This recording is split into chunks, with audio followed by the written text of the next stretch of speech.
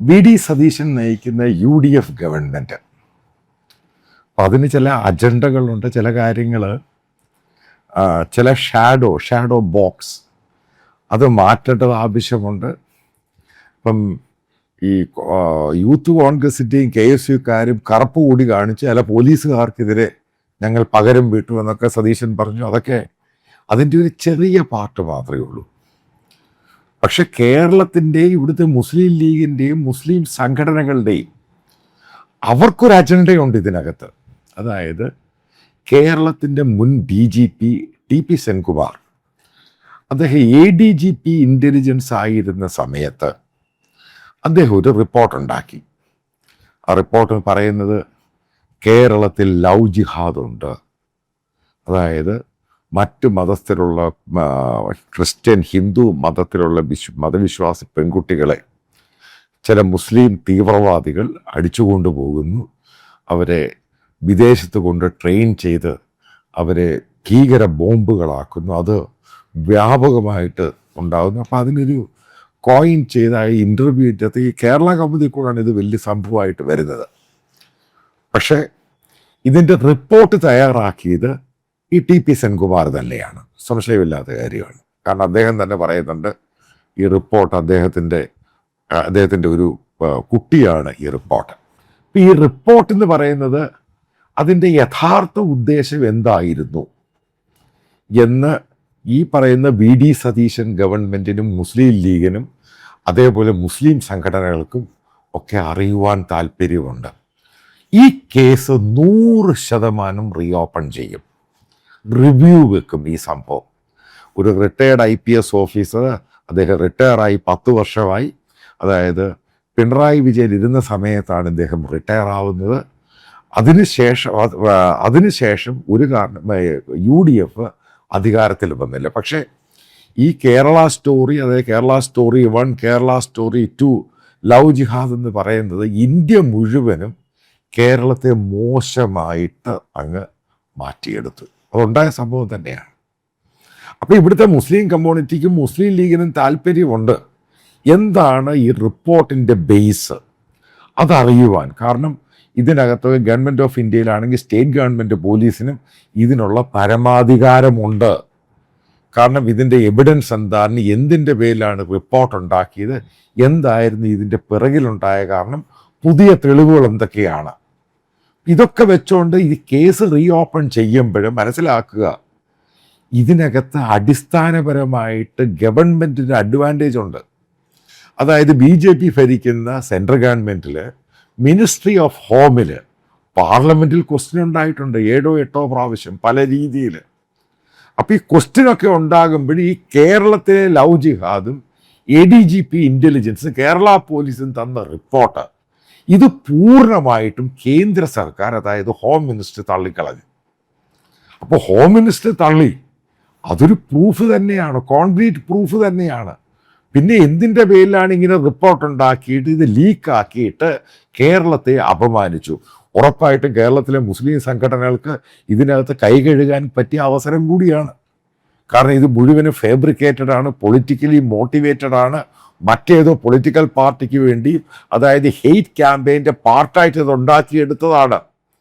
ഉറപ്പായിട്ടും പോലീസിനും Kerala police special investigative team വെച്ച് ഈ സാധനം ഓപ്പൺ ചെയ്യാൻ റിട്ടയർഡ് ഒരു ഹൈക്കോടതി ജഡ്ജിനെ വെച്ച് ഓപ്പൺ ചെയ്യുക, ജുഡീഷ്യൽ ഓഫീസേഴ്സിനെ വെച്ച് ഓപ്പൺ ചെയ്യുക. അപ്പോൾ ഇത് ഓപ്പൺ ചെയ്ത് കഴിയുമ്പോൾ ഈ അടുത്തിടയ്ക്ക് ഈ പറയുന്ന TP സെൻകുമാറിൻ്റെ ഹെയ്റ്റ് സ്പീച്ച് ഉണ്ട് പലതും. അതായത് അതിൻ്റെ അകത്തൊരു സംഭവമുണ്ട്, അവിടെയുള്ള ഹിന്ദു സംഭവം എല്ലാവരും കൂടെ സതീശനെതിരെ മത്സരിക്കണം, സതീശനെ തോൽപ്പിക്കണം പറവൂര്. അതേപോലെ മണ്ടത്തരങ്ങൾ ഒത്തിരി ആൾ വിളിച്ചു പറഞ്ഞിട്ടുണ്ട്.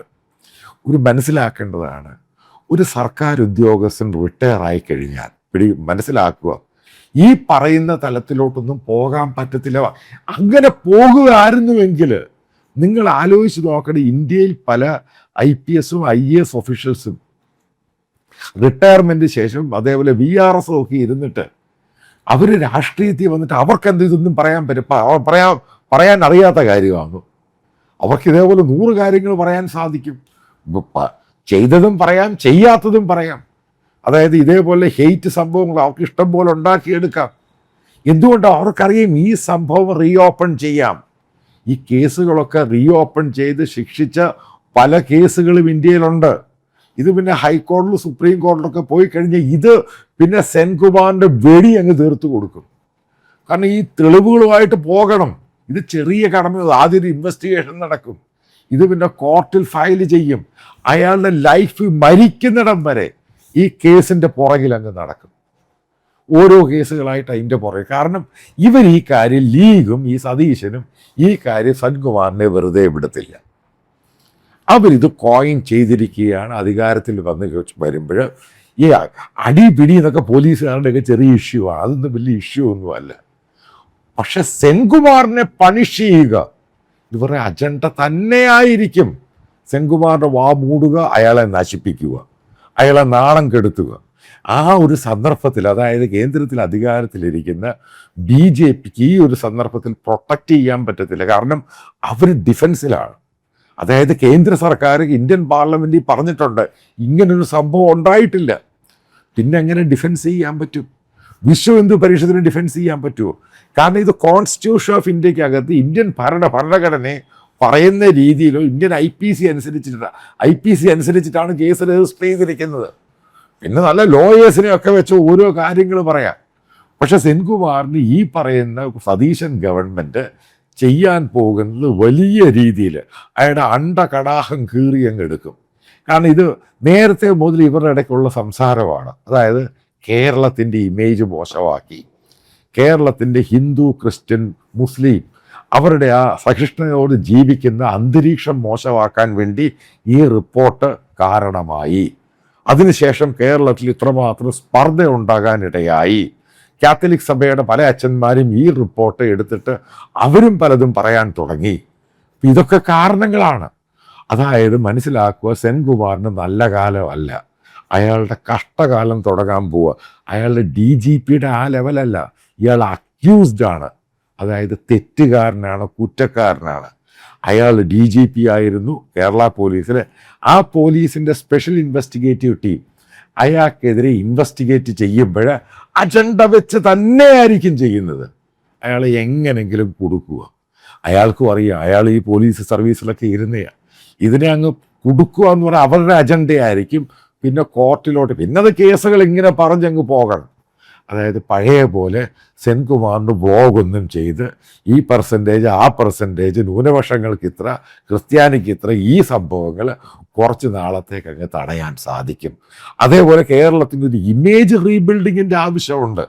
കാരണം കേരള സ്റ്റോറി 1, കേരള സ്റ്റോറി 2, അതേപോലെ ബീഫിൻ്റെ ഇഷ്യൂ, ആ ഇഷ്യൂ, അതായത് മറ്റൊരു റിട്ടയർ ചെയ്യുന്ന ഓഫീസേഴ്സ് അവർക്കും കൊടുക്കുന്നൊരു പാഠമായിരിക്കും ഇത്. കാരണം ഇത് ചെയ്താൽ അനുഭവിക്കും. കാരണം ഇത് സതീശൻ ഗവൺമെൻറ്റിൻ്റെയും മുസ്ലിം ലീഗിൻ്റെയും അജണ്ട നമ്പർ 1 ആയിട്ട് പോകും. TP സെൻകുമാറിനെതിരെ അന്വേഷണം ഉണ്ടാകും.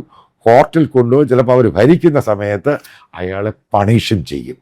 ഈ രീതിയിലോട്ടാണ് കാര്യം. ഞാൻ നോക്കുമ്പോൾ ചിലപ്പം ഇതിനകത്ത് അയാളുടെ പെൻഷൻ പോലും ഫ്രീസ് ചെയ്യാൻ സാധിക്കും, പല കാര്യങ്ങളും പിടിച്ചെടുക്കാൻ സാധിക്കും. കാരണം ഇന്ത്യയുടെ ഈ പറയുന്ന റൂൾസിൽ ഇതൊക്കെ ഉണ്ട്. ഇതൊന്നും ഇല്ലാത്ത കാര്യമൊന്നുമല്ല ഞാൻ പറയും. നിങ്ങളിത് ഗൂഗിളിൽ സെർച്ച് ചെയ്ത് നോക്കിയാൽ മനസ്സിലാക്കും എത്രത്തോളം, അതായത് എത്രമാത്രം ഇതേപോലെ IPS ഓഫീഷ്യൽസിനെ റിട്ടയർ ചെയ്ത ശേഷം ഇതേപോലെ കേസ് റിവ്യൂ ചെയ്ത് പണിഷ് ചെയ്തിട്ടുണ്ട്. അതായത് ഇന്ത്യ എന്ന് പറയുന്ന ജനാധിപത്യ രാജ്യത്ത് ഇതൊക്കെ നടക്കും.